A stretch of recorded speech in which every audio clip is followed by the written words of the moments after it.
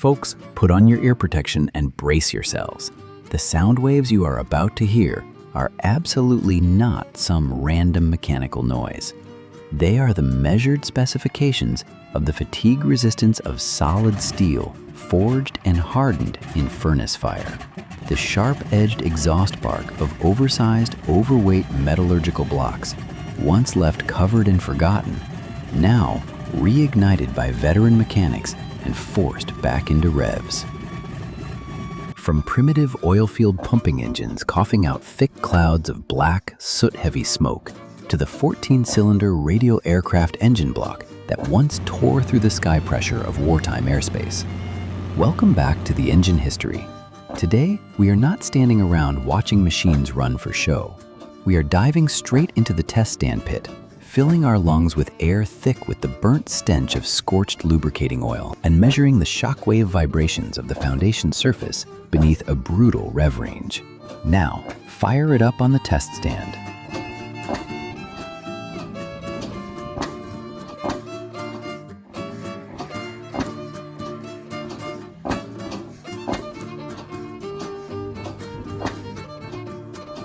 When it comes to the battlefield of internal combustion, mechanics cannot ignore the power cores of aviation, radial engines. Take a close look at the Curtiss-Wright R2600. This is not merely an engine block, it is a true machine for wringing out pulling power. Carrying a configuration of 14 cylinders arranged in 2 circular rows, each expansion stroke blasts out terrifying torque, powerful enough to tear through the wind and overturn the entire mechanical load-bearing specification sheet.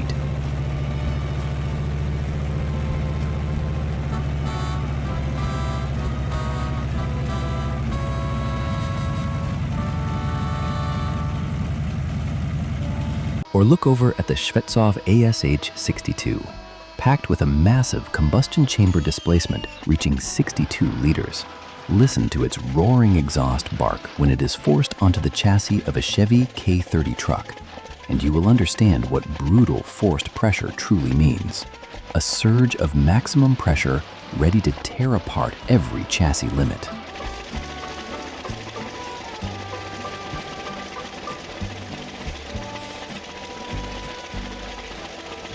If you enjoy inspecting the raw power of original cast iron design, and want to join the team in preserving teardown and load test specifications, hit subscribe to the Engine History right now. Your follow and notification bell are the highest pressure stream of pumped lubricating oil, helping the team continue hunting down and craning these violently powerful pieces of mechanical heritage back into the load test workshop.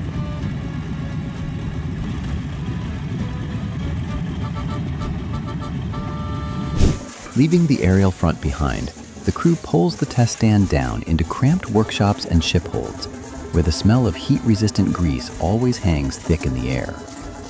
Look straight at the Fairbanks Morse 32D block.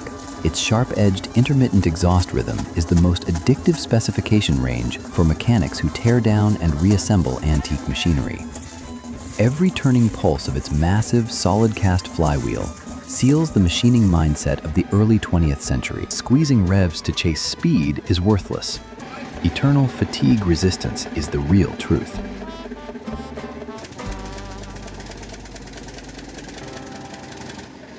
Mounted close beside it is a 40-horsepower hot bulb engine, coughing out thick black smoke mixed with glowing red sparks. It hammers through its revs with stubborn endurance, stripping away the entire spark plug ignition system and forcing combustion purely through the red-hot thermal radiation of the combustion chamber wall. Even when forced to swallow the dirtiest cans of waste crude oil, it still hammers out power strokes hour after hour. The burst of heat radiation, together with the shockwave vibrations pounding into the workshop floor, is truly a wild load resistance test of the pre-diesel era.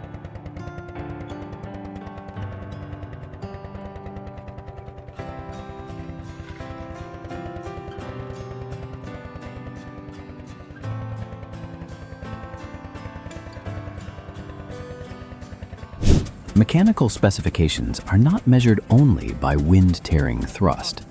they are also measured by the power to grind through soil and labor. The Rumley Oil Pull 25 to 40 tractor engine block is a brutally practical blueprint. Engineers used a cooling system based on the lubricating oil itself instead of water.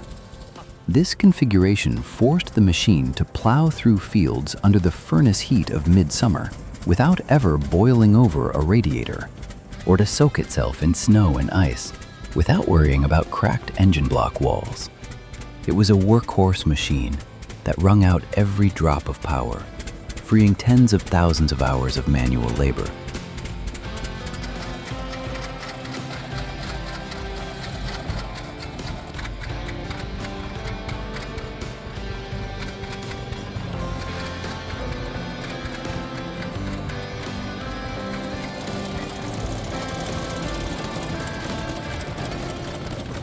Or look over at the Bessemer block pounding through the load in the oil drilling industry.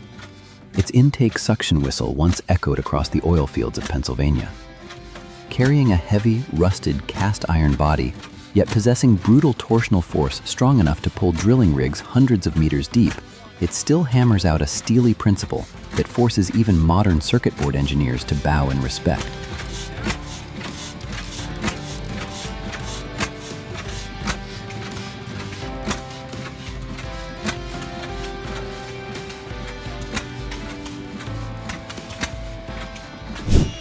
Today's test stand also records cases of overclocked force pushed to the edge of physics. When the jet dragster block or the twin Hemi pair is fired up and forced through revs on the asphalt, that is when every tolerance of smoothness is torn apart. Thousands of horsepower are unleashed and slammed down into the road surface in only a few countdown seconds. The stench of aviation fuel, the blue-green pressure flame blasting from the exhaust, and the G-force pinning the driver's back tight. These are nothing less than rocket launch platforms lying flat on the ground.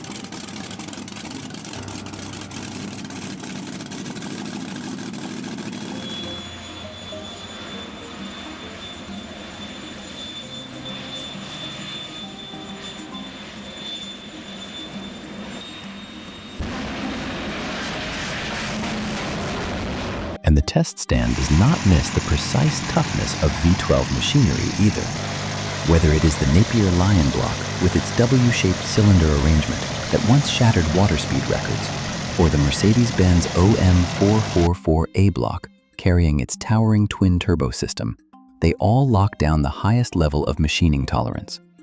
Every compression ignition strike of 12 pistons interwoven with one another gives birth to a continuous exhaust sound range. Smooth, seamless, yet packed with destructive pressure.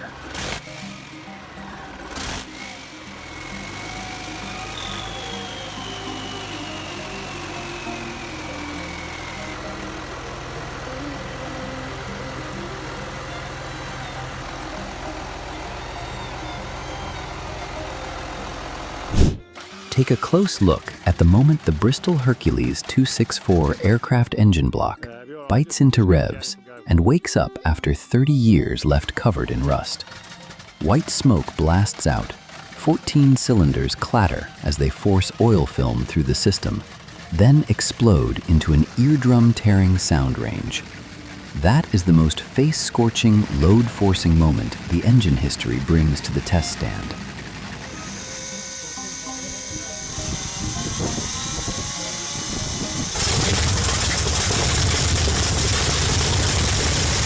Whether it is an afterburning jet block or a solid cast iron lump chewing through crude oil, every block of steel carries within it a steely logbook. They reveal the specifications of the wildest milling and lathe hands, the toughest tear down and rebuild mechanics, and the most extreme eras of metallurgy.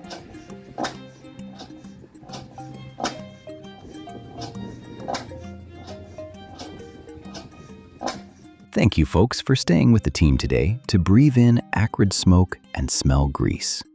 Which do you respect more, the sharp-edged exhaust bark of the Fairbanks Morse or the wind-tearing thrust of the jet dragster? Drop your assessment right into the comments so the workshop crew can inspect it.